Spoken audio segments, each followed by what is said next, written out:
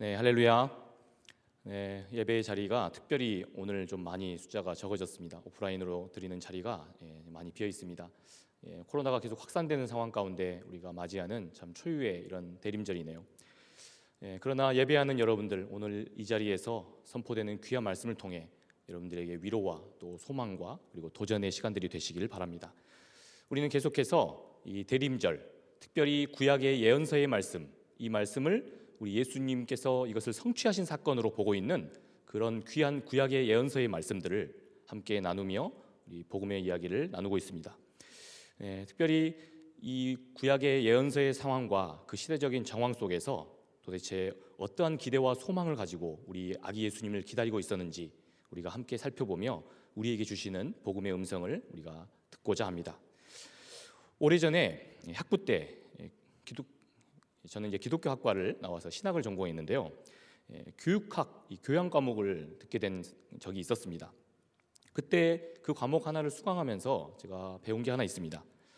어떤 사람이 자신의 삶에서 전혀 의미 있게 여기지 않았던 어떠한 신념, 이 신념 하나를 자신의 그 삶의 중요한 가치로 여기게 되기까지 적어도 약 200번 정도는 그러한 개념과 이야기의 중요성에 대해서 들어야 한다고 합니다.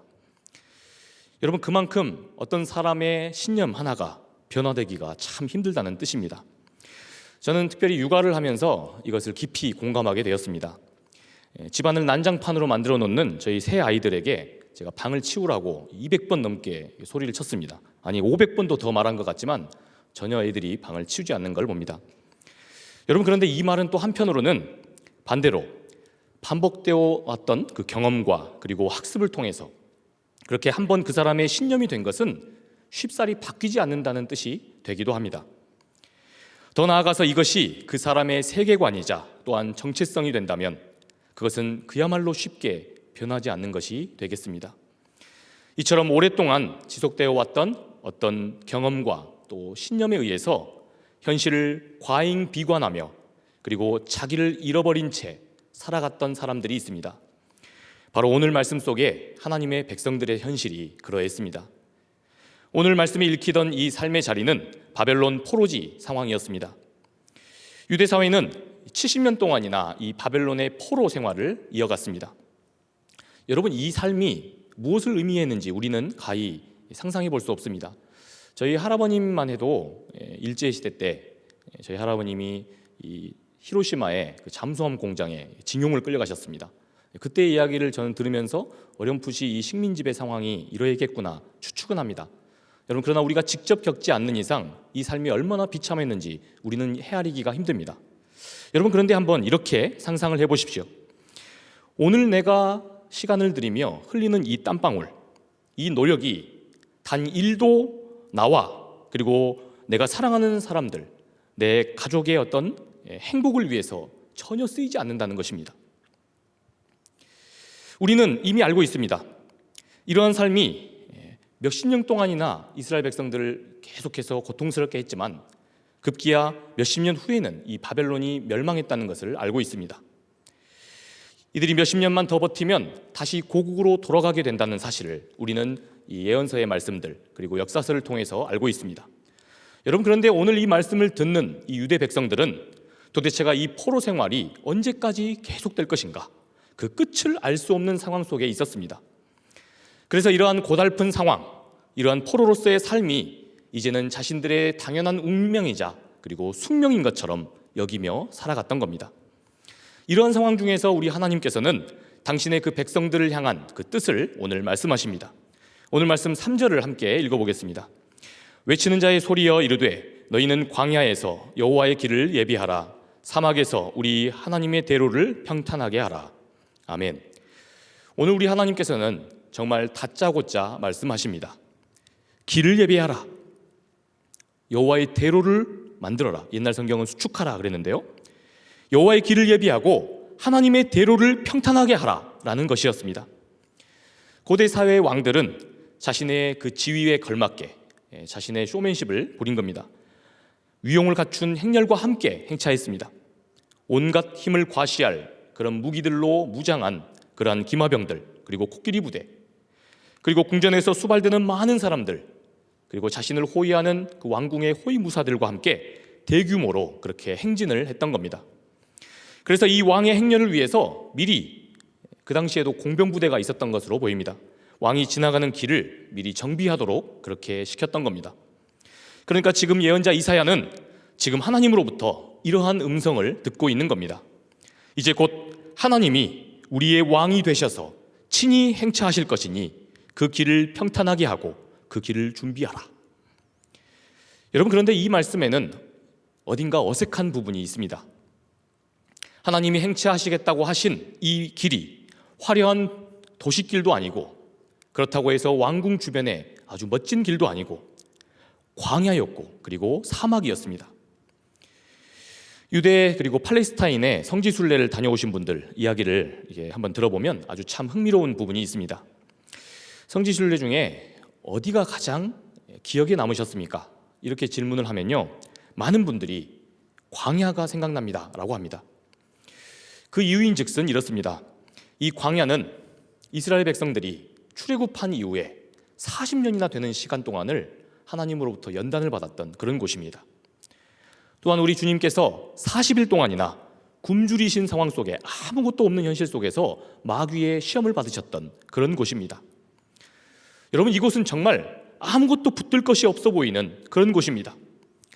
진짜로 하나님께서 도와주시지 않는다면 절대로 살아남기가 불가능해 보이는 그러한 현실이 바로 광야라는 겁니다. 그래서 이곳이 특별히 여운이 남는다라고 이야기하시는 겁니다. 여러분, 그런데 오늘 이 하나님의 말씀의 핵심 의도가 바로 여기에 있습니다. 광야 그리고 이 사막이라는 곳, 여러분 어떤 곳입니까? 도저히 내 삶을 더 이상은 나의 힘으로만은 버티고 지탱할 수 없는 것처럼 보이는 그런 자리입니다. 또한 나다움을 지켜가는데 그 한계를 느끼고 결국은 그 한계가 정말 바닥을 드러내고 마는 그곳이 바로 광야 그리고 사막입니다. 여러분, 또 다른 측면에서 이 광야와 사막은 특징이 있습니다. 이곳은 단 하루아침에 만들어진 곳이 아닙니다. 오랫동안 생명이 발을 붙이고 그곳에서 살만한 그 최소한의 조건, 생명체가 삶을 유지할 그 조건이 오랜 시간 없어 왔던 곳입니다. 어제 오늘만 그랬던 곳이 아닌 곳입니다. 마치 우주로 치자면 오래된 블랙홀과 같은 곳입니다. 모든 것이 빨려 들어가고 심지어는 빛조차 사라지고 마는 아주 오래된 좌절의 장소. 너무 오랜 시간 가망이 없어 왔기 때문에 그곳에서 꿈조차 꿀 수 없는 자리, 바로 그곳이 광야이고 또 사막이었던 겁니다. 여러분, 이곳, 이 광야와 그리고 사막에, 여러분 이곳이 어떤 곳입니까? 여러분, 이곳 우리들의 인생에도 늘 있어 왔던 곳 혹시 아닙니까? 우리의 어려움과 위기 하나를 넘기고 나면 또 다른 어려움이 또 닥쳐오고, 그리고 소소한 기쁨을 그리고 행복을 잠깐 우리가 누리는가 싶더니 그렇게 버티고 견디며 여기까지 왔는데 돌연 생각지도 못했던 그런 또 어려움이 그렇게 또 다른 관문이 그렇게 막혀가는 현실. 한 해 한 해를 우리가 더 살아가고 또 삶에 철이 들고 그리고 우리들의 인생이 여물어 가면 그렇게 갈수록 이 광야 같고 사막 같은 것이 어쩌면 이 치열한 삶의 현실이라는 것을 우리가 부인할 수가 없습니다. 그래서 위대한 작가였던 이 알베르 카뮈는 인간의 삶 그 자체가 사실상 부조리다, 이렇게 이야기한 바 있습니다. 전에 우리 안세훈 목사님께서 설교 때 인용하셨던 이 빅터 프랭클, 아주 유명한 사람입니다. 이 사람의 죽음의 수용소에서라는 책이 있습니다. 여러분, 이 책에서 이 책은 특별히 그가 죽음의 수용소였던 인간 도살장으로 불렸던 이 아우슈비츠 수용소에서 그가 살아남기까지의 모든 그 과정을 그가 경험하고 느낀 것들에 대해 쓴 책입니다. 여러분, 이 책에서 그는 이 나치의 수용소에서 그가 가장 힘들었던 것 중에 하나가 다름 아닌 자신의 그 고통의 무의미였다라고 이야기합니다. 그는 이 책에서 러시아의 작가였던 이 도스토옙스키가 한 말을 그대로 인용합니다.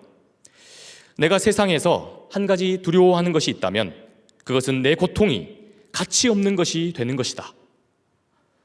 여러분, 이 문장을 끊임없이 되뇌이면서 그는 이 어려움들을 이겨나갔다고 고백합니다. 여러분, 그는 수용소에 있는 내내 이 말을 계속 되뇌이면서 이렇게 생각했습니다. 여러분, 이곳 수용소에서 당하는 모욕과 폭력만이 힘든 것이 아니라 살기 위해서 악착같이 그렇게 버티며 보내는 자신의 그 시간들이 이렇게 무의미하다고 느껴지는 현실이 우리 삶에서 가장 힘들다는 것을 아주 절박하게 느꼈다는 겁니다. 여러분, 오늘 말씀 속 유다 백성들의 삶이 그랬습니다. 포로 생활이 지속되자 이들의 힘든 살보다도, 그리고 바벨론의 그런 폭정보다도 내 인생, 그리고 나의 젊은 이 청춘, 그렇게 이런 고통 속에서 영원히 그렇게 억울하고 무의미하게 흘러가 버리는 것 아닐까, 이러한 생각과 하루하루 힘겹게 사투하고 살았다는 겁니다. 오늘 말씀 속에서 우리 하나님께서는 이러한 광야와 사막이 주는 그러한 무의미와도 싸워야 했던 당신의 백성들을 찾아와서 친히 말씀해 주십니다. 찾아오셔서 다짜고짜 길을 내어라 라고 명령하십니다. 모두가 그렇게 알고 있는 그 광야 그리고 사막에 보란듯이 우리 하나님께서 행차하실 길을 만들라는 것입니다. 오늘 말씀의 이 복음의 핵심이 바로 여기에 있습니다. 말 그대로 아무것도 없는 이 광야에다가, 그리고 사막과도 같은 메마른 곳에다가 하나님의 길을 내라는 데 있습니다. 사람은커녕 개미 한 마리조차도 지나갈 수 없을 것 같은 이곳, 이 광야와 사막에 우리 여호와의 길, 하나님의 길을 내라는 것입니다. 이것이 바로 오늘 성탄을 맞이하는 이 대림절, 우리에게 요구되는 길을 준비하고 닦는 그러한 신앙입니다. 3절에 보니까 이사야는 똑똑히 들었습니다. 외치는 자의 소리여, 광야에 길을 내고 사막에서 하나님의 대로를 평탄하게 하라. 여러분, 이 광야와 사막에서 도대체 무슨 말을 외쳐본다 한들 그것이 무슨 의미가 있겠습니까? 누가 듣는 사람이 없는데 여기서 뭘 외쳐봤자 무슨 의미가 있겠습니까? 모두 다 어쩔 수 없다고 말하는 그곳, 모두가 다 원래 세상은 그런 곳이다 라고 이야기하는 그곳, 사람들이 다 그렇게 믿는 그곳에 무슨 말을 내가 외쳐본다 한들 뭐가 달라지냐는 겁니다. 아무도 나의 말에 귀를 기울여주지 않을 겁니다. 내가 아무리 거룩한 삶을 살겠다고 뜻을 세워도 이러한 나의 삶의 태도에 주목할 이 하나가 없는 곳이 바로 이 광야와 사막입니다. 그런데 바로 이곳에서 나 홀로 소망을 외치는 것이 과연 무슨 의미가 있냐는 겁니다. 여러분, 그러나 성탄을 기다리는 신앙은 바로 그런 곳에 길을 내고 그리고 소망을 외치는 신앙입니다. 우리 하나님께서 이곳을 지나가신다. 오랫동안 메말라왔던 이 절망의 자리, 그 광야와 사막에 반드시 우리 하나님께서 오셔서 그곳에서 행차하실 것이다. 이것을 믿고 그리고 소망을 외치며 거기에 길을 내는 신앙입니다. 사람들이 듣든지 아니 듣든지 여전히 그 소망을 외치는 신앙입니다. 길을 내는 나의 그 삶을 사람들이 주목해 주든지 아니면 내가 무시당하든지 거기에 개의치 않는 신앙입니다. 이제부터 우리 하나님께서 심판하신다. 하나님이 이곳 메마른 광야와 이 사막에 친히 임재하셔서 여기서 다스리심을 선포하는 그러한 신앙인 겁니다. 여러분, 그렇다면 우리 하나님이 도대체 어떻게 통치하고 다스리신다는 겁니까? 우리 4절과 5절 말씀을 함께 읽어봅시다. 골짜기마다 도두어지며 산마다 언덕마다 낮아지며 고르지 아니한 곳이 평탄하게 되며 험한 곳이 평지가 될 것이요 여호와의 영광이 나타나고 모든 육체가 그것을 함께 보리라. 이는 여호와의 입이 말씀하셨느니라. 아멘. 여러분, 바로 우리 하나님께서 이 세상을 공의로 통치하심, 바로 이것을 선포하고 믿는 신앙입니다. 여러분, 이 세상이, 이 유대 사회가, 그리고 예수님이 이 땅에 오실 수밖에 없었던 그 갈릴리의 상황, 유대의 상황, 로마의 속국의 상황, 그러한 광야가 광야 되어버린 그 본질이 과연 무엇입니까? 사막이 죽음의 자리가 되어버린 그 까닭이 무엇이냐는 겁니다. 그것이 바로 오늘 이 4절 말씀에 아주 명확하게 나타나 있습니다. 어떤 곳은 너무 패이고 또 패이고 그렇게 깊게 패여버려서 완전히 골짜기가 되어버렸습니다. 여러분, 이 세상에는 자기 스스로의 힘으로 자신의 자리, 자신의 삶을 지켜나갈 수 없는 그러한 사람, 그러한 힘과 능력이 없는 사람들이 많습니다. 그래서 우리 하나님께서는 친히 이 신명기에 땅에는 언제든지 가난한 자가 그치지 않을 것이다.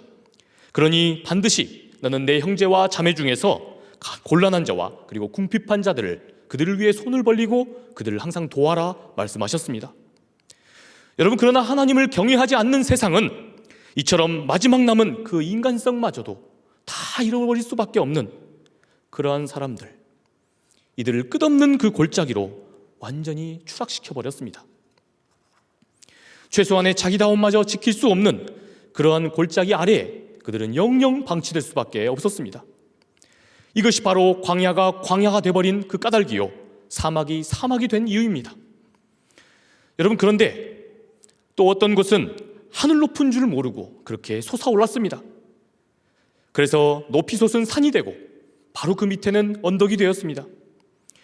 하나님이 주신 지혜와 권력과 그리고 온갖 힘과 능력들을 오로지 자신의 그런 출세와 또한 번영을 위한 도구로 사는 이들이 만들어낸 작품이 바로 이러한 높은 산과 언덕이었던 겁니다.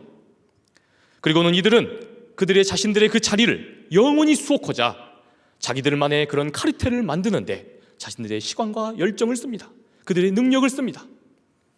그렇게 산은 계속해서 더 높아지고 언덕은 더욱더 견고해지게 됩니다.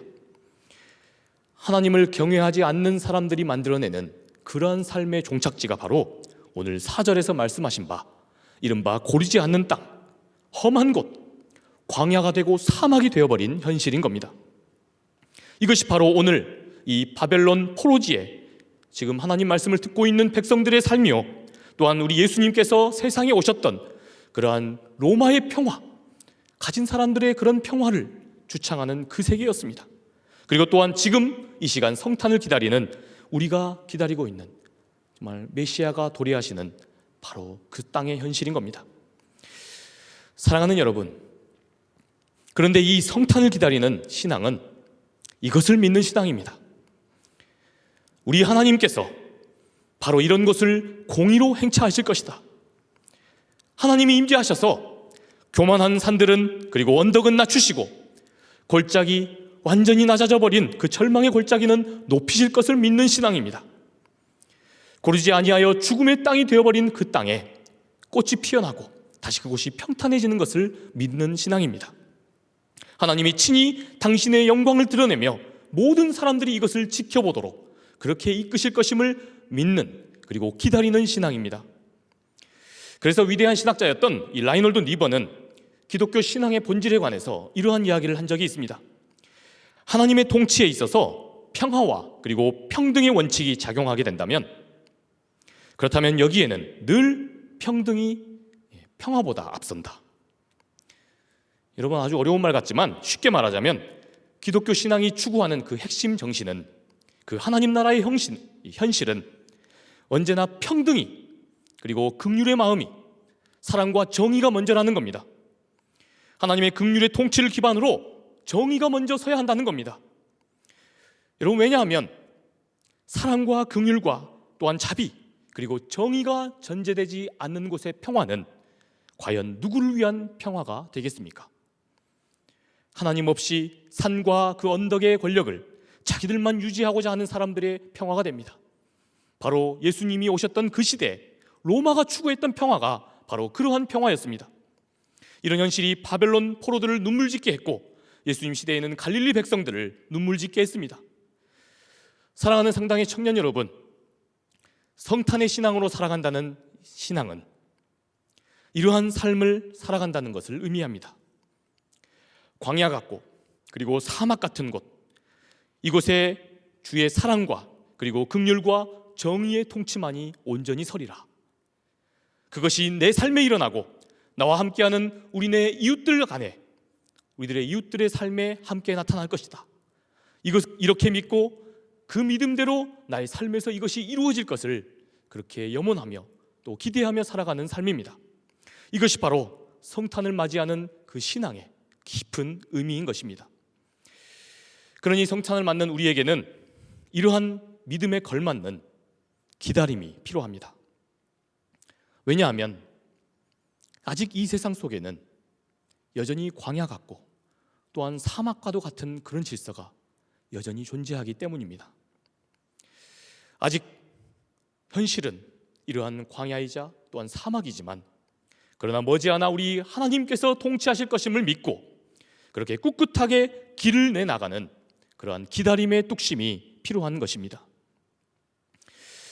여러분, 그런데 언제부터인가 이러한 기다림이라고 하는 것이 우리 믿음의 사람들에게조차도 참 어려운 것이 되어버린 것이 아닌가, 이러한 생각이 듭니다. 여러분, 그도 그럴 것이 오늘 현실을 살아가는 우리 현대인들에게 이러한 기다림이라고 하는 것은 썩 익숙한 것이 아닙니다. 우리는 바쁜 일상을 살아가느라고 늘 시간에 쫓깁니다. 그러다 보니 이러한 기다림이라고 하는 것을 아주 비효율적인 것이라고 생각하는 경향이 있습니다. 바쁜 아침은 이 패스트푸드를 먹는데 그것도 드라이브 스루로 때우는 것이 개이득입니다. 또한 버스 시간도 미리 그렇게 스마트폰으로 체크해서 그렇게 길바닥에 시간을 버리는 것은 낭비다, 그리고 똑똑한 게 아니다, 이렇게 여깁니다. 여러분, 또한 갖고 싶은 게 있어도, 그런데 돈이 없어도 우리는 기다릴 필요가 없습니다. 그저 단 하나, 카드 할부로 미리 땡겨서 내가 결제하겠다는 내 의지만 있으면 됩니다. 심지어 게다가 그렇게 결제한 상품을 당일 배송으로 받는 것이 우리네 세상입니다. 그러니 우리는 기다릴 필요가 없습니다. 그래서인지 우리는 이러한 광야와 때로는 사막과도 같은 어려운 형편을 만나면 잘 기다리지를 못합니다. 기다리는 그 시간이 조금이라도 더뎌지는 것 같으면, 더 길어지기라도 하는 것 같으면 내가 믿음에 실패한 것 아닌가, 혹시라도 하나님께서 나를 버리신 것 아닌가, 그렇게 의심부터 하고 본다는 겁니다. 여러분, 그러나 오늘 말씀을 통해 우리 주님께서는 우리에게 분명하게 말씀하십니다. 앞으로 몇십 년이 지속될지 모르는 그러한 바벨론 포로로 살아가고 있는 이 하나님의 백성들에게 기다려라. 그리고 그 기다림의 시간 동안에 길을 내고 또한 그곳에서 준비하라, 이렇게 말씀하십니다.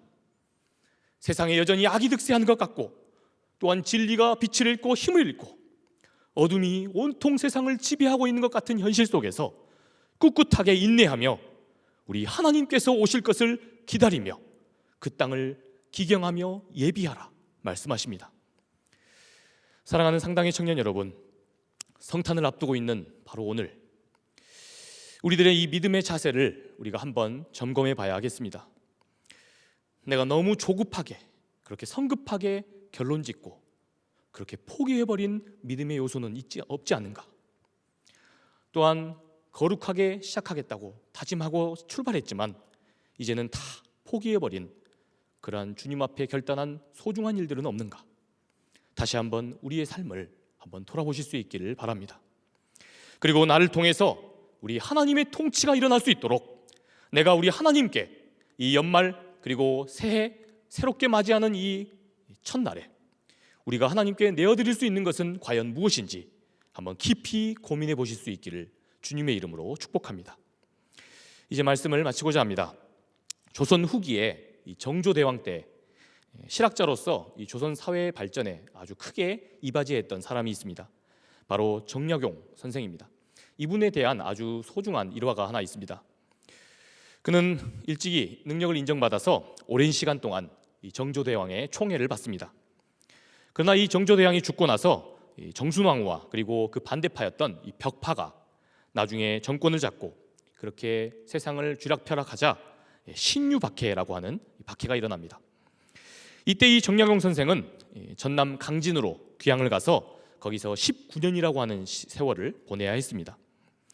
이 사건으로 그는 정치 인생만 끝나버린 것이 아니라 그의 가족들의 삶마저도 전부 다 황폐화돼 버렸습니다.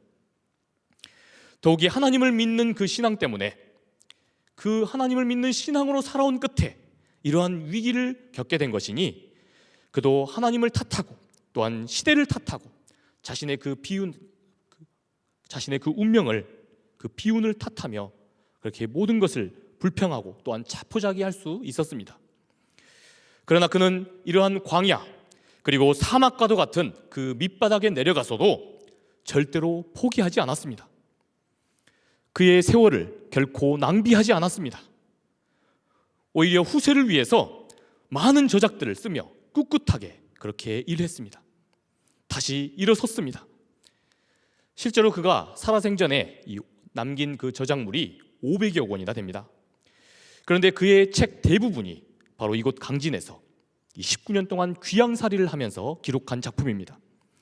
게다가 그의 그 작품들을 보면 이게 과연 지금 귀양 간 사람이 그러한 심정으로 쓴 그런 글이 맞는가 싶을 정도로 그의 인생이 아주 건재했음이 드러나 보여집니다. 그가 바로 이 무렵에 이제는 완전히 망해버린 가문 내 그러한 후손들로 살아가야 했던 자신의 그 두 아들들에게 보냈던 편지에 이렇게 적어 썼습니다. 진실로 너희에게 바라노니 항상 심기를 화평하게 가져 중요한 자리에 있는 사람들과 다름없이 하라. 하늘의 이치는 돌고 도는 것이라서 한 번 쓰러졌다 하여 결코 일어나지 못하는 것이 아니다. 한 번 쓰러졌다 하여서 결코 일어나지 못할 것이 아니다. 하늘의 이치가 그렇다는 겁니다.